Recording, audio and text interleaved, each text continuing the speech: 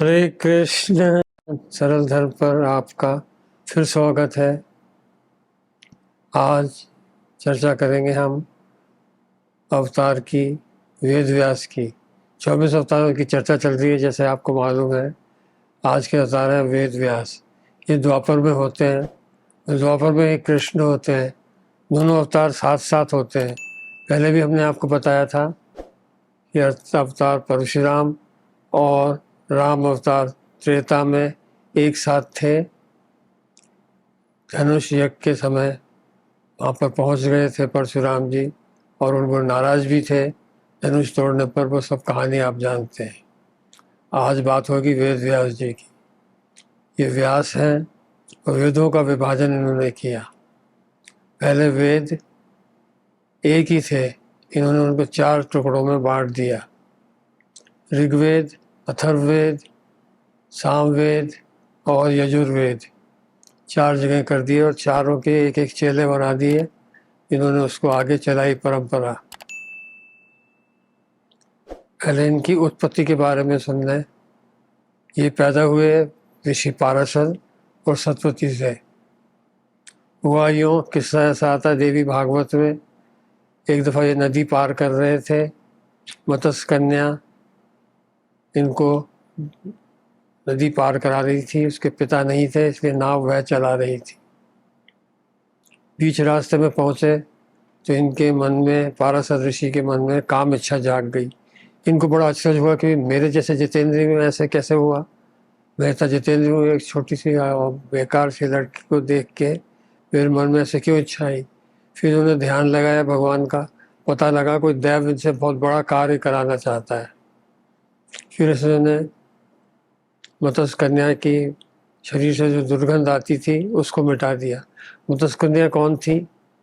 ये भी एक मछली जो आदरी अप्सरा थी, उससे पैदा हुई थी, एक राजा के वीर्य से। इसका भी जन्म दिव्य था, परंतु गंध आती थी मत्स्य की। मछली की दुर्गंध बहुत बुरी, दूर दूर तक आती थी, कोई इसके पास ही नहीं आता था। तो उन्होंने पहले तो इसकी दुर्गंध दूर करी, फिर इसको वचन दिया कि तेरे पिता को पता नहीं लगेगा। फिर बताया कि तेरे कन्यापन पे कोई फर्क नहीं पड़ेगा, ऐसी कैसे कुंवारी रहेगी। और फिर उसको वचन दिया तू चिरयौवना रहेगी। और फिर वचन दिया कोई हमें देख नहीं पाएगा। और कोहरे में समागम किया, और उससे द्वीप पर ही जन्म दिया इस लड़की ने, मत्स्य कन्या ने, सतवती जो आगे कहलाएगी, एक बालक को। वो बालक पैदा होते ही बहुत बड़ा हो गया और अपनी माता की आज्ञा लेके चला गया। ये थे वेद व्यास जी। वेद व्यास ने क्या किया? पहले वेदों को पढ़ने का हक शूद्रों को नहीं था, स्त्रियों को नहीं था, और जो गिरे हुए द्विज थे उन लोगों को भी नहीं था। व्यास जी ने कहा भाई इनको सबको ही पता लगना चाहिए वेदों में क्या है, ज्ञान की बात सब तक पहुंचनी चाहिए। तो उन्होंने बहुत मेहनत करके महाभारत लिखा और पुराण लिखे, जिसमें सारी वेदों का सार उन्होंने भर दिया है। सारा नीति शास्त्र, सारा आध्यात्म शास्त्र, भौतिक शास्त्र, सब कुछ वेदों का महाभारत में मिलेगा आपको और पुराणों में मिलेगा। वेद व्यास जी इसके लिए जाने जाते हैं। इनमें बहुत विद्या भी थी। विद्या क्या, आपको ध्यान हो तो इन्होंने धृतराष्ट्र से कहा था सारे मरे हुओं को मैं जिंदा करके दिखा देता हूँ। उन्होंने दिखाया भी था। ऐसी इनमें विद्या थी। बहुत बड़े ऋषि थे। और ये हैं अवतार, भगवान के अवतार कहलाते हैं। कला अवतार है ये। हर द्वापर में व्यास जी होते हैं। अब अभी हमारे व्यास जी वर्तमान जो 28वें द्वापर में हुए, उनका नाम है कृष्ण द्वैपायन। द्वैपायन इसलिए मैंने बताया ना, द्वीप पे पैदा हुए थे, एक द्वीप पे, इसलिए इनका नाम द्वैपायन हुआ। और आगे के व्यास जी उनका नाम भी सुन लीजिए। पिछले द्वापर युग में थे। अगले 29वें द्वापर में व्यास होंगे द्रोणी। उनका नाम होगा द्रोणी। प्रथम द्वापर युग में वेदों का विभाजन स्वयं ब्रह्मा जी ने किया था, इसलिए वे व्यास कहलाए। उसके बाद प्रजापति व्यास बने, प्रजापति के बाद उष्णा, उसके बाद बृहस्पति बने। ऐसे ही व्यासों का सिलसिला चलता है। और अब आपके आगे और व्यास आएंगे 29वें, जब 29वां द्वापर आएगा। व्यास जी और कृष्ण एक ही समय में थे, परंतु कृष्ण अपना काम कर रहे थे, व्यास जी ने अपना काम किया। व्यास जी ने कोई मारधाड़ नहीं की, राज्यों की स्थापना नहीं करी, ज्ञान बांटा और एक तरह से अपनी संस्कृति का रक्षण किया। भारतीय संस्कृति जो बहुत बड़ी है, उसका इन्होंने संरक्षण किया। उधर कृष्ण ने, आप जानते हैं क्या क्या किया, आगे और बताएंगे हम। इसी प्रकार एक साथ जब परशुराम जी और राम जी थे तो भी उन्होंने एक दूसरे काम में दखल नहीं दिया। राम जी ने अपना कार्य किया और परशुराम जी ने अपना कार्य किया।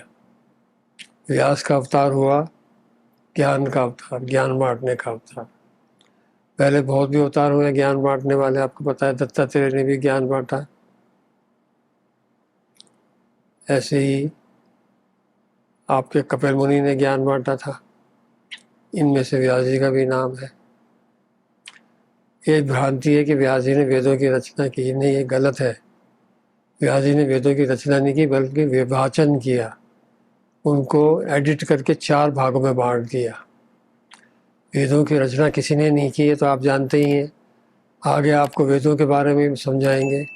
फिलहाल इतना ही जान दीजिए, इन्होंने विभाजन किया था, बहुत बड़े विस्तार थे, उन्होंने छोटा कर दिया था।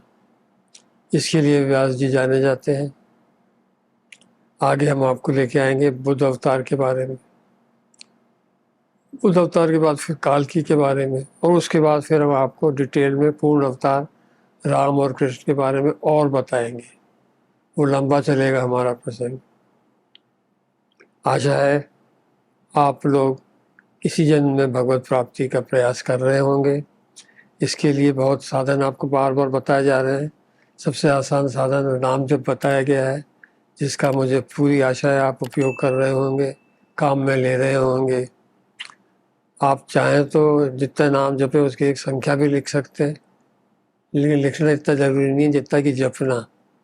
ये नाम जप चाहे आप श्रद्धा से जपो, चाहे बिना श्रद्धा के जपो, विश्वास हो या ना हो, ये आपको जरूर तारेगा, ऐसा महापुरुषों का कहना है। इसके पीछे लगे रहिए, और इसी आशा के साथ कि आप इसी जन्म में भगवत प्राप्ति करें, दूसरा जन्म आपको नहीं लेना पड़े। आपसे योगेश स्वामी आज्ञा लेता है। हरे कृष्ण हरे कृष्ण हरे कृष्ण, हरे राम राम राम हरे हरे, हरे कृष्ण कृष्ण कृष्ण हरे।